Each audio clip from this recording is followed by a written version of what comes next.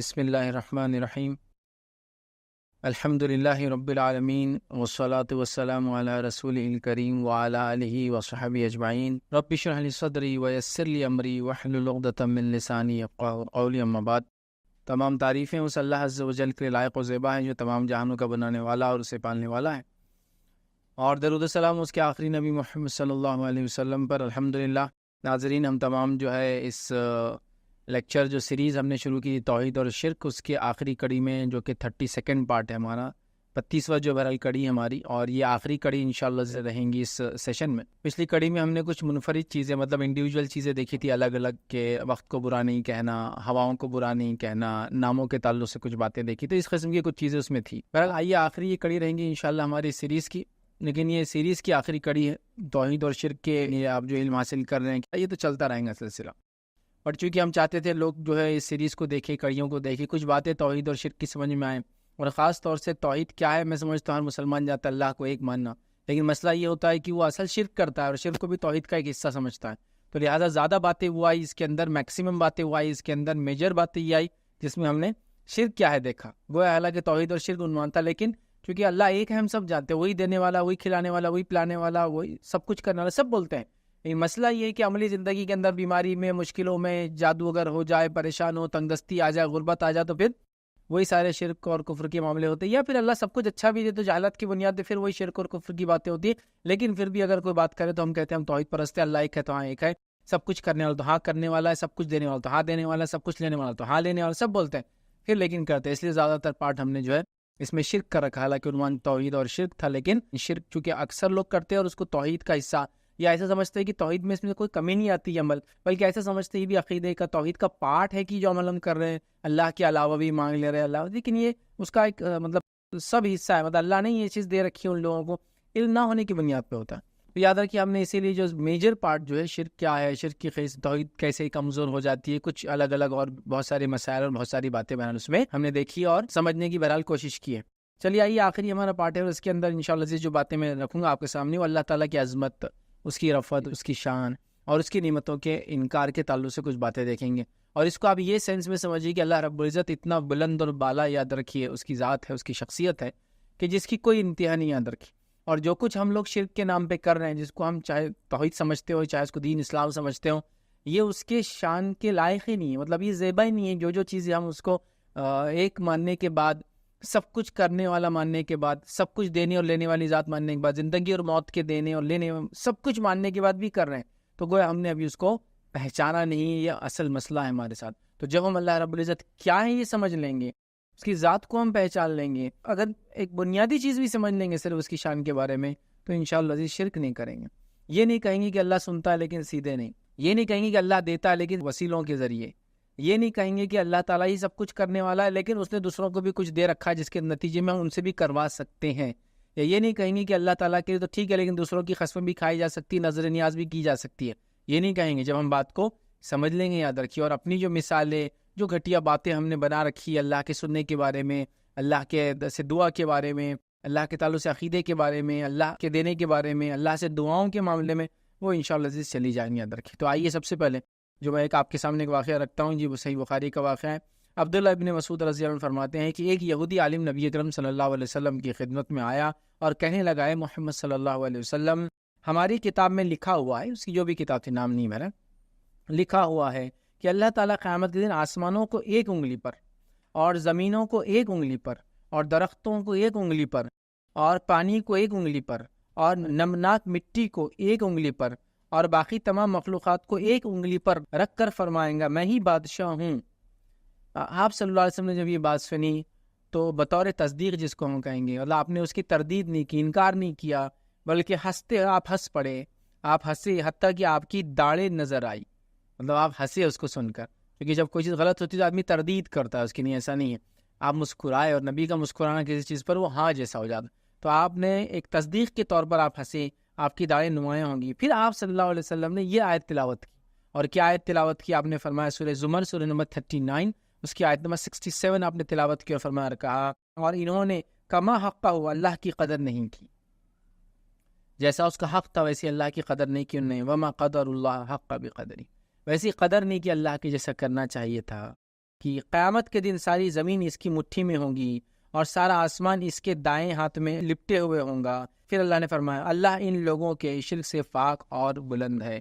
تو یہ آیت آپ نے پڑھ کر یہودی کی اس بات کی تصدیق کر دی، ہاں ایسا ہونے والا. آئیے صحیح مسلم کی ایک روایت میں الفاظ یہ ہے کہ قیامت کے جو اللہ تعالیٰ تمام پہاڑوں کو اور درختوں کو ایک انگلی پر رکھیں گا اور پھر انگلیوں پر رکھی ہوئی ان تمام مخلوقات کو ہلا ہلا کر کہیں گا میں ہی بادشاہ ہوں، میں ہی بادشاہ ہوں، یہ کہیں گا. ایک اور روایت صحیح بخاری کی روایت، اس میں یہ الفاظ ہے کہ اللہ تعالیٰ قیامت کے دن آسمان کو ایک انگلی پر، پانی اور نمناک مٹی کو ایک انگلی پر اور باقی ساری مخلوقات کو ایک انگلی پر رکھ لیں گا. تو یہودی نے جو ایک ایک انگلی کہی، اگر پورے حدیثوں لے لے تو وہ ساری باتیں آ گئی اس میں، زمین، آسمان، پہاڑ، جھاڑ، نمناک مٹی، سب آ گیا اس میں.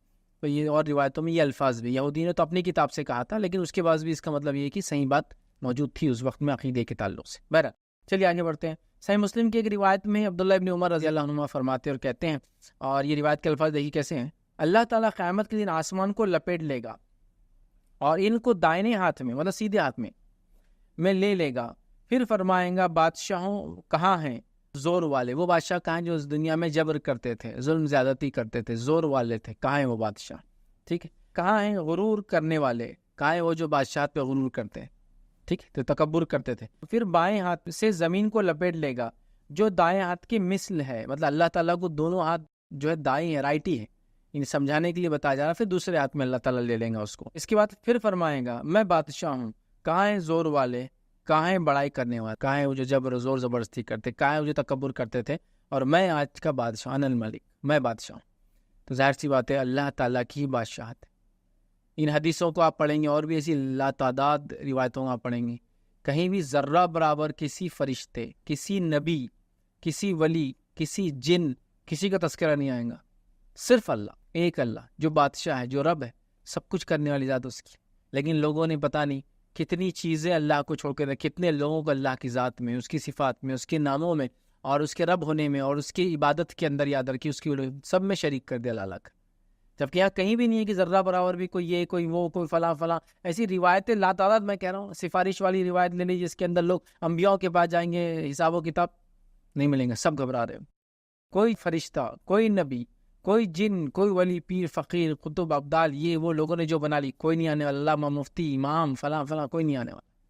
یہ بات کو سمجھنا بڑی اہم چیز ہے. تو ہم نے اللہ کی قدر نہیں کی یاد رکھی جیسا اس کی قدر کرنے کا حق تھا یاد رکھیے. اسی طرح جو ہے ایک اور روایت عبداللہ ابن مسعود رضی اللہ عنہ فرماتے ہیں، اور یہ ان کے اپنا قول ہے، یاد رکھیے. وہ کیا فرماتے سنیے، آسمانی دنیا سے دوسرے آسمان تک 500 سال کی مسافت ہے. 500 ایئرس کا ایک آسمان سے دوسرے آسمان ڈسٹنس ہے، اور ہر دو آسمانوں کے درمیان 500 سال کی مسافت ہے. ایوری مطلب ایک ہیون سے دوسرے ہیون 500 سال کا مسافت، مطلب ٹریولنگ ڈسٹنس کتنا، کیا حساب سے، وہ کیا اسپیڈ ہوں گی واللہ عالم، بٹ ڈسٹنس ہے. اسی طرح ساتوں آسمان اور کرسی کے درمیان، اور کرسی اور پانی کے درمیان بھی 500 سال کی مسافت ہے. اسی طرح جو آسمانوں کے بعد جو ہے آسمان اور کرسی، ٹھیک ہے، اور کرسی اور پانی، ٹھیک ہے، مطلب اس کے پانی کے اوپر ہے نا، ٹھیک ہے، پانی کے درمیان 500 سال کی مسافت ہے. پانی کے اوپر اللہ تعالیٰ کا عرش ہے.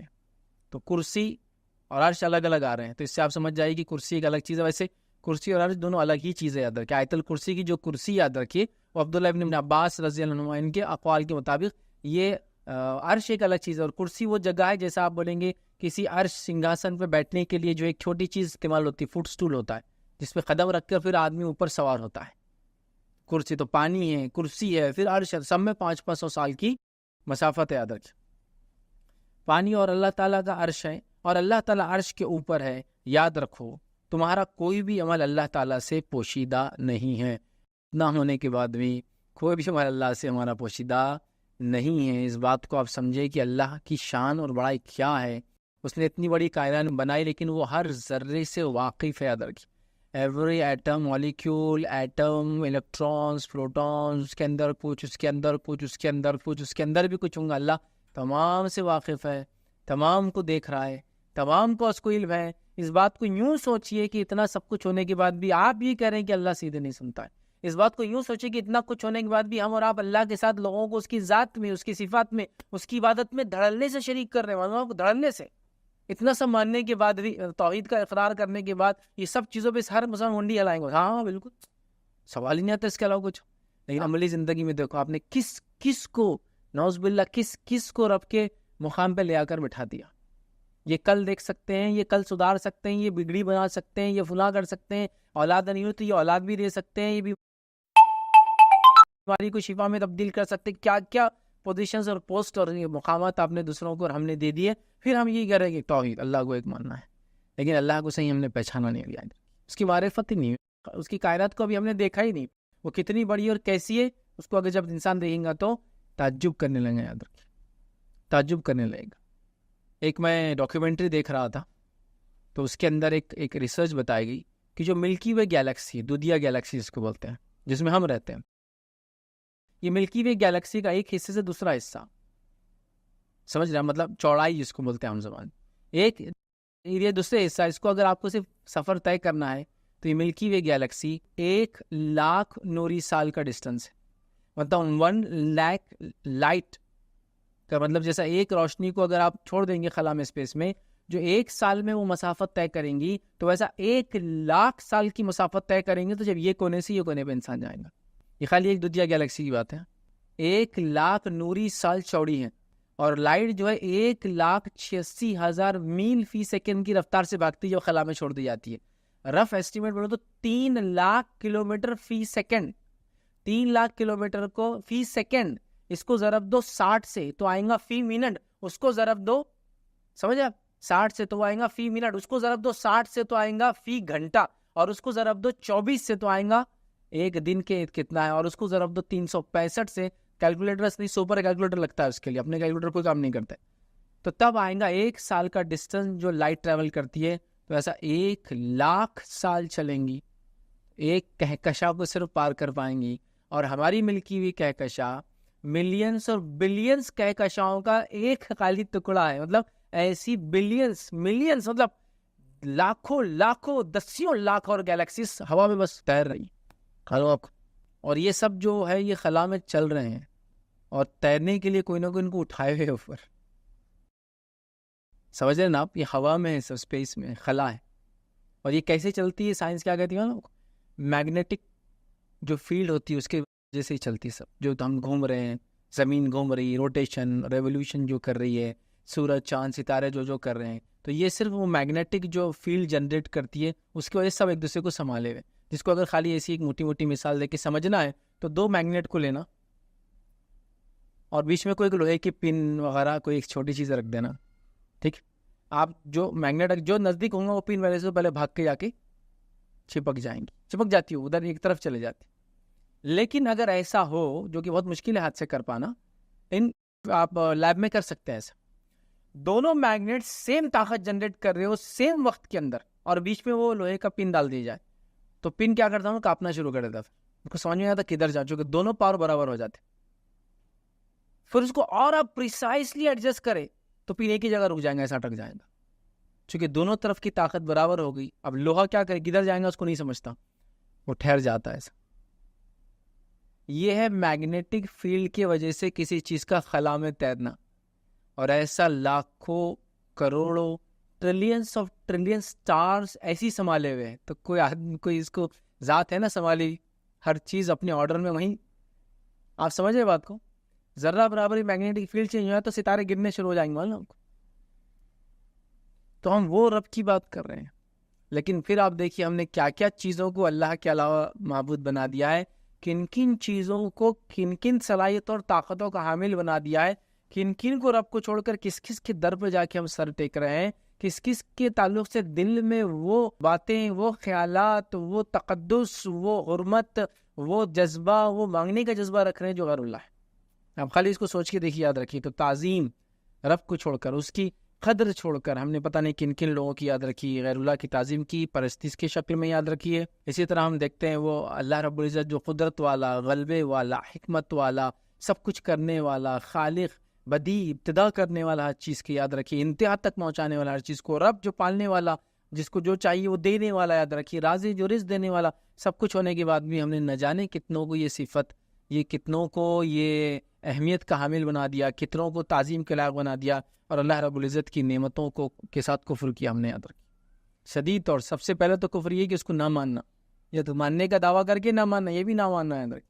اللہ کو مانتے ہیں ہم، صحیح بات ہے، لیکن پتہ نہیں کس کس سے مانگ رہے. یاد رکھیے. تو یاد رکھیے اللہ تعالیٰ کی ذات بڑی جو ہے جلیل القدر ہے، ٹھیک، اور اللہ رب العزت وہ ذات ہے، یاد رکھیے، جس کی تعظیم کی جائے، جس کی شان کو سمجھا جائے۔ جب اس کی تعظیم، اس کی شان، اس کی عظمت ہم جان لیں گے، یاد رکھیے، تو یاد رکھیے پھر ہم سمجھ پائیں گے اللہ کیا ہے۔ ہم صرف اللہ کی زیادہ بڑائی بیان کر رہے ہیں ذکر کی شکل میں، وہ بھی کیوں کر رہے ہیں نہیں معلوم، اور کیا کرنا چاہیے کون سے الفاظ سے وہ بھی نہیں پتہ، نہیں کر رہے ہیں، لیکن جو اس کی عظمت جب سمجھ میں آئیں گی، وہ ذات کیا ہے جب سمجھ میں آئیں گی، وہ کائنات پہ انسان جب غور کریں گا، وہ بڑی سے بڑی چیز سے لے کر چھوٹی سے چھوٹے اپنے جسم کے اندر کے خلیے سیل کو دیکھیں گا، اس کے اندر کے ڈیزائن کو دیکھیں گا، ڈیزائن کے پرفیکٹنس کو دیکھیں گا، ہر چیز کے اندر جو خصوصیتیں اس نے بھر رکھی ہے اس کو دیکھیں گا تو تعجب کرنے لگیں گا۔ اور جو مخلوقات اس نے پیدا کی عجیب و غریب، جو آ کر دنیا میں چلی گئی، جو دنیا میں آج ہے اور جو دنیا میں آئیں گی، وہ دیکھ کے انسان کو تعجب ہوتا ہے۔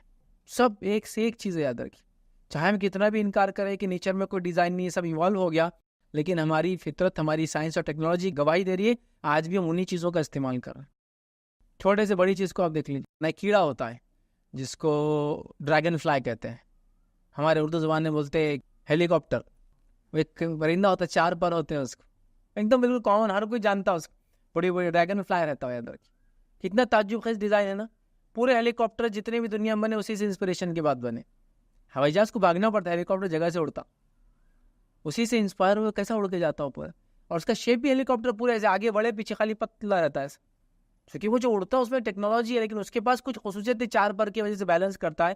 ہیلی کاپٹر بیلنس نہیں کر پاتا، بلکہ اوپر تو گھومتا ہے، لیکن گھومنے والی چیز کی خصوصیت کیا ہے، ہوا کا فلو جدھر رہیں گا پلٹ جاتی، تو ہیلی کاپٹر کو ایک پنکھا رہا تو الٹا ہو جائے گا، تو اس کو 2 پیچھے ایک ٹیل پہ لگا ہوا رہتا ہے، اگر وہ بند ہو جائے تو پلٹ جاتا ہے ہیلی کاپٹر۔ وہ ڈیزائن تو ہم بھی نہیں بنا سکے آج تک، وہ ایسا والا 4 کا، لیکن انسپریشن لیے انسان ہونے سے۔ پھر بول رہے کہ خود بخود بن گئی سب چیزیں، لیکن خود بخود اتنی اچھی بنی کہ جو سب سے اچھا بنا خود بخود ان کا دعویٰ ہے وہ نہیں بنا سکتا۔ انسانوں کو بولے خود بخود بنے، سب سے اچھے بن گئے، لیکن ابھی ایک کیڑے کی نقل بھی نہیں کر سکتے ہم لوگ۔ آپ سمجھ رہے بات؟ تو لہٰذا کوئی ہے بنانے والا، اس کو ماننا ہی پڑے گا آپ کو۔ ہر چیز آپ دیکھیں گے، ہر چیز دیکھیں گے، کیڑوں کو دیکھیں گے، لا تعداد اللہ کی مخلوق ہے، کتنے ہوتے ایک ٹائم پر آپ کو نہیں معلوم، سمجھ رہے ہیں؟ کتنے لا تعداد، عجیب و غریب نظام ان کے اندر۔ چند کیڑے تو ایسے آپ تعجب کریں گے جن کے انڈے، کتنے انڈے ہوتے، اتنے باریک، ریت میں رہنے والے کالے پیلے نیلے کے باریک، 80 سال تک ان کے انڈے محفوظ رہتے ہیں اور انتظار کرتے ہیں صحیح موسم کے آنے کا۔ تو اللہ تعالیٰ اس 80 سال تک اس کو باقی رکھتا ہے، اس کو اور بھی پتہ نہیں اور کچھ چیزیں ہوں گی، تو ہم کو جو پتا ہے وہی۔ اور جیسے ہی اس کو مناسب موسم ملتا ہے، اچانک آپ دیکھتے ہیں ریگستان میں ٹڈے اچانک کیسے اتنے بڑھ جاتے ہیں، وہ ایک ساتھ پیدا نہیں ہوتے ہیں، وہاں انڈے ان کے ایک ساتھ ہیں، لاکھوں کروڑوں بلین سے پڑے ہوئے، اچانک ایک موسم آیا، بارش کے بعد فلاں ہوا اور وہ نکل کے ایسے آتے ہیں کہ آپ شہر اور بستی کی بستی ڈھانک لیتے ہیں۔ حال میں آپ دیکھیں گے سعودی وغیرہ کے اندر، مکہ مدینہ میں آیا تو کافی پاپولر ہو، آپ مسجد میں فلور دیکھ سکتے ہیں نا، چھت دیکھ سکتے ہیں، تو یہ ایک ساتھ پیدا نہیں ہوتے ہیں، یہ پیدا ہو کے پڑے اپنے اپنے اس کے انڈوں میں، موقع ملتے ہی نکل جاتے ہیں۔ کیسے عجیب و غریب مخلوق، ایک بارش ہوتی ہے اور کتنے انگنت کیڑے آپ گھروں میں دیکھتے ہیں صرف، اور کتنے انگنت جھاڑ لگ جاتے ہیں، اور پانی جمع ہوگا تو مینڈکیں اور مچھلیاں اور کیا نہیں ہوتی ہے۔ یہ کس کے ذریعے سے آئی ہے؟ کس انسان نے، جن نے یا نبی نے یا فرشتے نے، کس نے کیا کہ جو وجود میں آ گئے؟ پھر انسان کیسا بول رہا ہے کہ ہمارے میں بھی ایسے لوگ ہیں جو کچھ کو وجود میں لا سکتے، کچھ کو وجود سے ختم کر سکتے، کچھ بگڑی بنا سکتے، کوئی بگڑی بنی ہوئی خراب بھی کر سکتے، کسی کو زندگی دے سکتے، کو موت دے سکتے، یہاں باقی اس کے اندر تو کوئی کچھ نہیں کر سکتا۔ میرے تالاب کی مچھلیاں مر رہی تو ایک بھی کوئی انسان نہیں، انسان زندہ اور مردہ میں سے جو ان مچھلیوں کو بچا لے، تو وہاں تو میں بھاگتا ہوں سائنٹسٹ کے پاس، وہاں تو بھاگ رہا ہوں دواؤں کے پاس، لیکن انسانوں میں انسانوں کو چھوڑا تو کہہ رہے ہیں انسان بھی ایسا کچھ کر دیتے ہیں بغیر دواؤں کے، ایسی چیزوں سے جس میں اللہ نے تاثیر بھی رکھی کہ وہ انسانوں کو زندگی دے رہے ہیں، موت سے بچا لے رہے ہیں، برائی کو دور رکھ رہے ہیں، شیطانوں کو دور رکھ رہے ہیں، خیر کو لا رہے ہیں۔ تعجب کی بات ہے، ہم نے ایکچولی اللہ کی جو قدر ہونا چاہیے تھا وہ قدر نہیں کیا، رکھی جو اس کی عظمت تھی، جو اس کی شان تھی نا، ہم نے وہ نہیں پہچانی۔ اگر اس کو ہم پڑھے، اس کائنات پہ سے غور کر لیں، اپنی پیدائش پہ غور کر لیں، ہم کیسے پیدا ہوتے ہیں، اپنی پیدائش پر، کائنات میں دیکھیں لوگ کیسا پیدا ہوتے ہیں، جانوروں کو دیکھیں وہ جو چیزیں ان سے فائدے ہم اٹھا رہے ہیں وہ کیسے کیسے پیدا ہو رہے ہیں، کوئی گوشت میٹ کے لیے استعمال ہو رہا ہے، کوئی ملک کے لیے استعمال ہو رہا ہے، کیسی کیسی چیزیں وہ نکل کے آتی ہیں، اور کیسی کیسی عجیب و غریب قدرت ہے، ہر چیز کے نکلنے کا ایک اپنا سسٹم اللہ تعالیٰ نے بنا رکھا ہے، جو سسٹم لاکھوں کروڑوں سال سے چلا ہے، لاکھوں کروڑوں سال تک ایسے ہی چلتا رہے گا، اور اللہ اس سب کو چلا رہا ہے۔ آپ تعجب کریں، ہم تعجب کریں گے، لیکن پھر بھی ہماری عقلیں ماری جاتی ہے کہ اللہ کے ساتھ ہم لوگوں کو، اس کی مخلوقات کو شریک کرتے ہیں، جس میں سے کچھ تو بے جان بیچاری، وہ تو اللہ سے معذرت چالیں گے، ہم نے تو کبھی بولا ہی نہیں، پتھر، جھاڑ، پہاڑ، پرندے، جانور، وہ تو بیچارے معصوم ہیں، کچھ بے جان ہیں، کچھ معصوم ہیں پرندے وغیرہ، اور کچھ وہ ہے جن کو لوگوں نے پکڑ کے بنا لیا. عیسیٰ علیہ السلام اس کی مثال ہے جس کو لوگوں نے پکڑ کے بنا لیا. اور وہ کچھ لوگ وہ ہے جو اپنے آپ کو رب ڈکلیئر زندگی میں کرتے ہیں تاکہ مرنے کے بعد بھی لوگ ان سے مانگیں. کیسی پکڑ ہوں گی ان لوگوں کے، اندازہ لگائیے. اور کیسی پکڑ ہوں گی وہ لوگ جو ان کے پیچھے چلے. یاد رکھیں تو اللہ تعالیٰ کی نعمتیں بہت عظیم ہیں، اس کے مقام کو ہم پہچانیں. یاد رکھیں. اب آئیے اسی کے اندر ایک بات دیکھیں کہ اللہ تعالیٰ کی نعمتوں کا انکار کرنا کفر ہے. یاد رکھیں توحید کیا بڑی نعمت نہیں ہے جو ہم کو سب سے بڑی ملی ایک مسلمان گھرانے میں پیدا ہو کر؟ اس کا انکار کریں گے تو یہ کفر ہے. یاد رکھیں. اور دیگر تمام نعمتیں جو اللہ رب العزت نے دے رکھی، یاد رکھیے ان کا ہمیں اقرار کرنا چاہیے.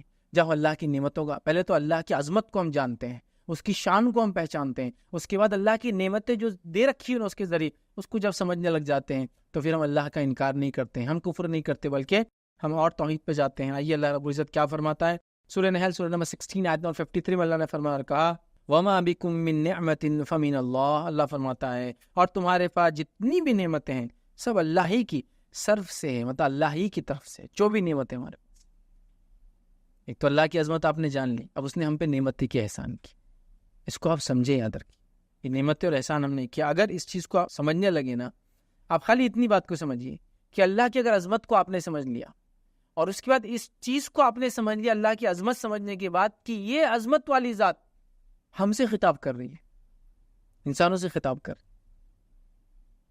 اس سے بڑا شرف کیا ہو سکتا ہے انسانوں کے کہ وہ اتنی عظمت والی ذات ہے، وہ ہم سے خطاب کرتی ہے اپنے کلام کے ذریعے. اس نے انبیاء بھیجے ہماری طرف، اپنی توحید کی طرف بتایا اور ہمیں عبادت کا حکم دے رہی ہے. مجھے بتائیے کوئی آپ پہ 10 احسان کر لے اور ایک کام آپ کو بولے تو آپ کریں گے نہیں کریں گے اس کا کام؟ اچھا وہ جو کام ہم کر رہے ہیں اس کی عبادت، اس سے اس کو کوئی فائدہ نہیں، وہ ہمارے فائدے کے لیے اور اس کے لیے وہ ہم سے خطاب کر رہا ہے. مطلب اگر انسان صرف اتنا ہی سوچ لے کہ کوئی ملک کا پریزیڈنٹ میرے سے بات کر رہا ہے کسی مسئلے کے لیے تو میرے لیے اس سے بڑی کوئی چیز نہیں ہو سکتی. جبکہ دنیا میں کوئی کسی سے بات کرے تو اس کے اپنے فائدہ ہوتا ہے اور سامنے والے کا فائدہ ہوتا ہے. اللہ رب العزت جو بھی ہم سے کہہ رہا ہے صرف ہمارے فائدے کے لیے، اس کو ہماری عبادت سے کوئی فائدہ نہیں ہوتا ہے ادھر کہ بھائی اس کی بڑائی بہت ہم کریں گے تو اس کا مقام وہ آلریڈی پکارا گیا ہے، اس کا مقام آلریڈی اتنا اونچا ہے کہ ہمارے کچھ تسبیحات پڑھنے سے اور مقام نہیں بڑھنے والا اس کا.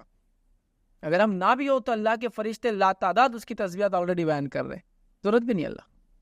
تو اس کا فضل اور احسان ہم پہ یاد رکھیے. تو اس کی نعمتیں ہیں، ساری نعمتیں جتنی اللہ نے دی یہ اسی کی طرف سے. یاد رکھیے. اور یاد رکھیے دوسری آیت اللہ رب العزت فرماتا ہے سورہ نحل سورہ نمبر 16 آیت 83 میں اللہ نے فرمایا کہا یعرفون نعمت اللہ ثم ینکرونها واکثرهم الکافرون. یہ لوگ اللہ کی نعمتوں کو پہچانتے ہوئے بھی انکار کرتے ہیں اور ان میں سے اکثر ایسے ہیں جو اللہ کی نعمتوں کی ناشکرے ہیں. واقعی میں ہم توحید کی ناشکرے ہیں. واقعی میں اللہ نے جتنی نعمت دی، انبیاء کو بھیج کر ہمیں دین بتایا، کتابیں نازل کی جو ہمارے گھر میں قرآن اب موجود ہے، نبی اکرم صلی اللہ علیہ وسلم اسوہ موجود ہے، اس کے بعد بھی تمام نعمتیں اور اس کے علاوہ اچھی صحت، زندگی، اچھی عقل، امن والا علاقہ، بھوک لگے تو کھانا، اللہ تعالیٰ نعمتیں بہرحال آپ گنتے جائیے. یاد رکھیے اس آیت کی تفسیر میں مجاہد رحمۃ اللہ کہتے ہیں جو کہ قرآن کی تفسیر میں یاد رکھیے عبداللہ ابن عباس رضی اللہ عنہ کے شاگرد خاص یاد رکھیے، انہیں تفسیر کرتے اور کہتے ہیں انسان کا یوں کہنا، مطلب اللہ کی نعمتیں کتنی ہیں اور انسان کا کیا کہنے سے اس کا انکار ہو جاتا. سنیے وہ کیا کریں. انسانوں کا یوں کہنا کہ یہ مال مجھے آبا و اجداد کی طرف سے ورثے میں ملا ہے، یہ اللہ کی نعمت کا انکار ہے. آبا و اجداد سے ورثے ملا ہے، اللہ کی نعمت کا انکار ہے. چونکہ اللہ چاہتا تو آپ کو مار دیتا ان کے ساتھ، پھر آبا و اجداد سے کیا ملتا آپ کو؟ اللہ نے آپ کو ان آبا و اجداد نے پیدا کیا جس کے نتیجے میں ان کے خاندان میں آپ ہے، جس کے نتیجے میں اللہ نے ان کو نعمت دیتی، وہ نعمت جس کے نتیجے میں آپ کو ٹرانسفر ہو کے ان کے مرنے کے بعد آئی. تو ہمارا کہنا ہم کو یہ پڑیں گا یہ اللہ کی عطا کردہ نعمتیں ہیں جو مجھے اپنے آبا و اجداد کے ذریعے سے یہاں تک آئی. آبا و اجداد کی دی ہوئی نعمتیں نہیں ہیں یہ. بھائی میری صحت تو میری خاندانی ہے، ہم پورے خاندان میں ایسی ہے نہیں، وہ اللہ تعالیٰ ہے جس نے ہمارے خاندان والوں کو صحت دیا، نتیجے تھے ہم بھی اس خاندان میں پیدا ہوئے تو ہم کو وہ صحت ملی. آپ سمجھیں؟ وہ کہتے ہیں کسی کا یہ کہنا کہ مجھے یہ مال آبا و اجداد سے ملا، اللہ کی نعمتوں کا انکار ہے. آپ کیا کہہ رہے ہیں؟ مطلب اللہ کی نسبت کرنا چھوڑ کر آبا و اجداد کی، آپ یہ کہیں اللہ تعالیٰ نے میرے آبا و اجداد کو عطا فرمایا تھا جس کے نتیجے میں چونکہ میں ان کی نسل مجھے ہی ملی یہ چیز. لیکن ہم کتنے بار دیکھیے کیسے الفاظ جملے ادا کرتے، یہ جس کو کہیں گے بہت باریک نکات ہے یاد رکھیے، لیکن آپ دیکھیے کتنے اس میں سنبھلنے کا. یہ جو علماء ہے یاد رکھیے، جو سلف صالحین ہیں، صحابہ تابعین، ان کی زندگیاں پڑھیں گے نا، توحید خالص کے لیے انہوں نے ہر کچھ کر دیا. ہر وہ ذرہ جس کے ذریعے شرک آ سکتا ہے پورے راستوں کو روکنے کی کوشش کی. یہ کہنا بھی اس کے اندر وہ کہتے ہیں شامل ہے یاد رکھیے. لہٰذا اللہ کی واقع میں ہم نے جو اکرام، جو عظمت تھی وہ نہیں پہچانی اور نعمتوں کا بہرحال ہم انکار کرتے جا رہے. یاد رکھیے اور اللہ تعالیٰ کی نعمتوں کی ناشکری کرنا یاد رکھیے، یہ صرف ایک خبی عمل نہیں ہے، یہ یاد رکھیے یہ بہت بڑی علامت ہے اس کی کہ ہم متکبر ہو گئے ہیں۔ ایک تو اللہ کی نعمت کا انکار کفر ہے، لیکن انسان کیوں کرتا ہے یہ کام؟ جب وہ متکبر ہو جاتا ہے، سب میرے پاس ہے، میرے کو تو آسانی سے مل جاتا ہے، میں نے کیا ہے، اور جب ایسا ہوتا ہے تو اللہ تعالیٰ سب چھین لیتا ہے، انکلوڈنگ توحید کی نعمت بھی چھین لیتا ہے۔ جب آدمی جو ہے، ہم لوگ جو ہے اللہ نے ہمیں توحید پر رکھا، ہم اس کے لیے جو ہے ہم کو اس پر فخر ہے، ہم اس کو خوش ہوتے ہیں، لیکن یہ بات یاد رکھیے گا، اگر یہ توحید کی نعمت کی دعوت لوگوں تک نہیں پہنچائے گی تو یہ نعمت ہمیشہ ہمارے وقت باقی رہتی۔ لوگوں کو دیکھا گیا کہ جن کی نسلوں میں توحید کے امام گزرے ہیں، اس کے بعد ہم نے دیکھا وہی لوگ ان کی نسلیں 2-3 گزرتے گزرتے شرک کی دلدلوں میں جا کے پھنس گئے۔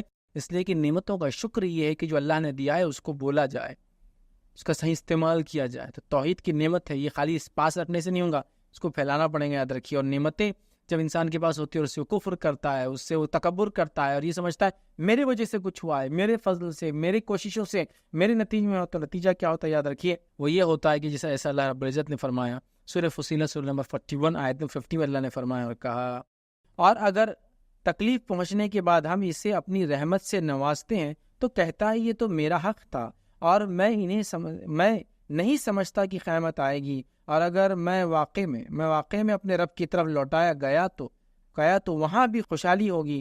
پس کفر کرنے والوں کو ہم ضرور بتائیں گے کہ وہ کیا کچھ کرتے رہیں اور انہیں ہم سخت عذاب سے دوچار کریں گے۔ مطلب کچھ لوگوں کا حال یہ ہے، پہلے تو یہ کہتے ہیں کہ جو کچھ ملا وہ میرا حق تھا اور مجھے لگتا نہیں قیامت آئیں گی، لیکن ابھی گئی تو وہاں بھی میں فائدے میں رہوں گا، یہ ان کی سوچ ہے۔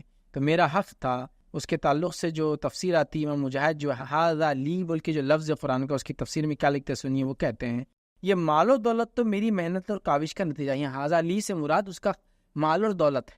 مال کا میننگ پیسہ ہوتا ہے اور دولت کا میننگ اسٹیٹ ہوتا ہے، یاد رکھیں، زمین جائیداد کو دولت بولتے ہیں، تو دولت اس کو بولتے ہیں۔ تو مال اور دولت، ہم دولت کو بھی پیسے میں سمجھتے ہیں آج کے دور میں، لیکن دولت کا میننگ ہوتا ہے سلطنت، زمین، اسٹیٹ، اسی لیے دولت بولتے ہیں کسی اسٹیٹ کو۔ تو اس کا نتیجہ ہے، میری محنت اور کاوش کا نتیجہ ہے، اور میں اس کا حقدار بھی ہوں۔ یہ میری محنت اور حقدار، اور ایسا کس نے کہا تھا اس سے پہلے؟ قارون کہہ چکا تھا یہ بات، اس نے بھی یہی کیا تھا، یاد رکھیں۔ تو بہرحال سمجھنے کی ضرورت ہے، ٹھیک ہے۔ عبداللہ ابن عباس رضی اللہ عنہ فرماتے ہیں اس کے تعلق سے اور کہتے ہیں اس کا مطلب یہ میری اپنی کاوش کا نتیجہ ہے، مطلب اللہ کا کوئی احسان نہیں مجھ پر، یہ میری کوششوں کا نتیجہ ہے، جو یہ میرے پاس جو دیکھ رہے مال، دولت، ثروت اور زمین جائیداد اور یہ ساری چیزیں، یاد رکھیں، ٹھیک ہے۔ اسی طرح سورہ قصص سورہ نمبر 28 آیت نمبر 78 میں اللہ نے فرمایا، کہا قارون کے تعلق سے، قال انما اوتیتہ علی علم عندی۔ قارون نے کیا کہا جب اس کو کہا کہ احسان کر، جیسا اللہ نے تو اس پہ احسان کیا، تو اس نے کہا، قارون نے کہا مجھے یہ سب کچھ میری اپنی سمجھ کی بنیاد پر دیا گیا ہے۔ اسے کہنا چاہیے تھا یہ الحمدللہ، یہ تمام اللہ کی فضل کا نتیجہ ہے۔ اس نے کیا کہا؟ یہ میری سمجھ کا نتیجہ ہے جو میں نے کیا تھا۔ سمجھ رہے ہیں بات کو؟ تو اللہ تعالیٰ نے، یاد رکھیے، ایسے لوگوں کو یاد رکھیے، اس کو برباد کر دیا۔ اس کا نتیجہ کیا ہوا آپ سب جانتے ہیں، برباد ہو گیا۔ تو لہٰذا اللہ کی عظمت اور مقام کو پہچانیں، لہٰذا اس کی نعمتوں کو ہم جانیں، اور اس کے بعد اس کا شکر بجا لائیں، نہ کہ ان نعمتوں کے ساتھ تکبر کرے، یاد رکھیے، چونکہ پھر نعمتیں چھین جاتی ہے۔ تو لہٰذا توحید ایک عظیم دولت ہے۔ اللہ کی ذات کو سمجھے بغیر آپ اور میں توحید نہیں سمجھ سکتے، اور شرک کو سمجھے بغیر مکمل توحید کو بھی نہیں سمجھ سکتے۔ تو اس سیریز اور کڑی کے اندر میں نے کوشش کی کہ میں توحید اور شرک کے عنوان پہ بات کروں۔ توحید کے بارے میں بیچ بیچ میں بات ہوتی رہی، لیکن زیادہ تر ہم نے بات شرک کے لیے کی، کیونکہ شرک پہ میں نے آپ کو بتا دیا، اس لیے کہ ہم لوگ سب توحید کا دعویٰ کرنے والے لوگ میری بات کو سن رہے ہیں اور سنیں گے، لیکن اس کے باوجود بھی ہم نے اللہ کے ساتھ نہ جانے کن کن کو شریک کر دیا۔ تاکہ ہم اپنی توحید کو خالص کریں بول کر میں نے توحید اور شرک عنوان تو رکھا، لیکن زیادہ باتیں شرک کے تعلق سے ہوئی، توحید کی نفی کے تعلق سے ہوئی، وہ چیز جو حرام ہے توحید کے معاملے اس کے تعلق سے بھی، شرک اکبر اور شرک اصغر کے تعلق سے بھی، شرک خفی کے تعلق سے بھی۔ حالانکہ آپ بولیں گے توحید کی بات ہو رہی تو توحید اکبر تو کچھ آئی نہیں ایسا، اور شرک اکبر، شرک اصغر، شرک خفی، یہ جلی اور یہ فلاں آ گیا، وہ اس لیے آیا کہ ہم سب توحید کا دعویٰ کرتے ہیں، لیکن اس کے بعد بھی اپنے عقیدے میں شرک کو لا لیتے ہیں۔ تو لہٰذا یہ زیادہ مناسب تھا کہ توحید کے عنوان میں شرک کے بارے میں زیادہ بتایا جائے، کیونکہ ہم سب توحید کا اقرار کرنے والے لوگ ہیں، پھر بھی شرک کرتے کیوں؟ اس لیے کہ ہم نے توحید کے اندر ہی وہ شرک کو توحید کا حصہ سمجھ لیا۔ اس کے نتیجے میں ہو رہا، چاہے وہ جہالت کی بنیاد پہ ہو، چاہے وہ غلط عقیدے کی بنیاد پہ ہو، غلط لوگوں کی باتیں سننے کی بنیاد پہ ہو، یا جس سماج میں آپ رہتے تھے وہاں سارے لوگ اس کو مانتے تھے وہ بنیاد ہو، وہ سب کو چھوڑ کر ہم کو اس بات کو سمجھنا ہے۔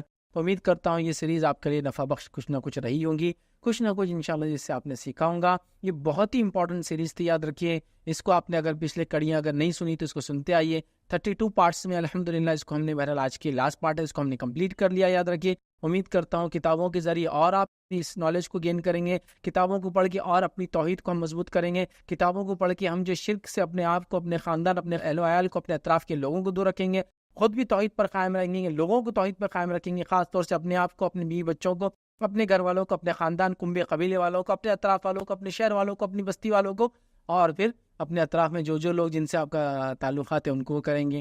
جو صلاحیت اللہ نے آپ کو دی ان صلاحیتوں کے ذریعے اس میسج کو ہم کنوے کریں گے, اور توحید اور شرک کو ٹاک آف دی جس کو کہیں گے نا, مطلب بیٹھے تو یہ موضوع پہ بات چیت چھڑ جائے, یہ ٹاپک ہی ایسا ہے, اس پہ بات ہی نہیں کی جا رہی ہے, تو لہٰذا اس کو ہم اس ٹائپ سے ایک جس کو کہیں گے ایک موضوع کو بات میں لا لیں گے اپنے. ورنہ توحید شرک ہے تو لوگ بولتے پتہ نہیں کہاں کی بات کر رہے ہیں, کہ ہر بات توحید اور شرک ہوتی نہیں, ہر بات توحید اور شرک نہیں ہوتی, لیکن توحید بیس ہے اور شرک سب سے بڑا جرم ہے جس پہ اگر انسان مر جائے توبہ کے بغیر تو کبھی معاف نہیں ہوگا. تو لہٰذا سب سے امپورٹنٹ آسپیکٹ کو ڈسکس کرنا تو یہ ہماری مجبوری اور ضرورت ہے, یاد رکھیے, ٹھیک ہے. تو لہٰذا یہ بڑی اہم سیریز تھی, یاد رکھیے. اللہ کے فضل جود و کرم سے الحمدللہ ہم نے اس سیریز کو کمپلیٹ کیا. یہ سیریز کو آپ اگر کڑیاں پچھلی نہیں دیکھے تو ضرور دیکھیں. 1 to 30 سیکنڈ میں اس کو کہیں گے, 32 پارٹس میں ہم نے اس کو ریکارڈ کیا.